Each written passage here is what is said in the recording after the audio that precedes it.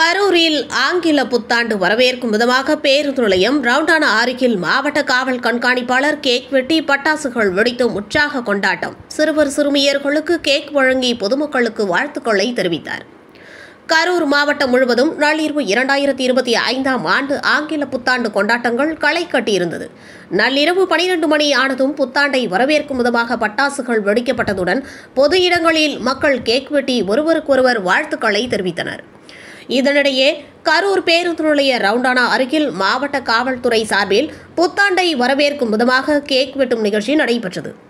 இதில் மாவட்ட காவல் கண்காணிப்பாளர் ஃபெரோஸ்கான் அப்துல்லா கலந்து கொண்டு கேக்குகளை வெட்டியதுடன் சிறுவர் சிறுமியருக்கும் பொதுமக்களுக்கும் காவலர்களுக்கும் வழங்கி புத்தாண்டு வாழ்த்துக்களை தெரிவித்தார். அப்பொழுது மாவட்ட காவல் கண்காணிப்பாளருக்கு பேருந்து நிலைய ஆட்டோ ஓட்டுநர் சங்கத்தின் சார்பில் சால்வை அணிவித்தனர்.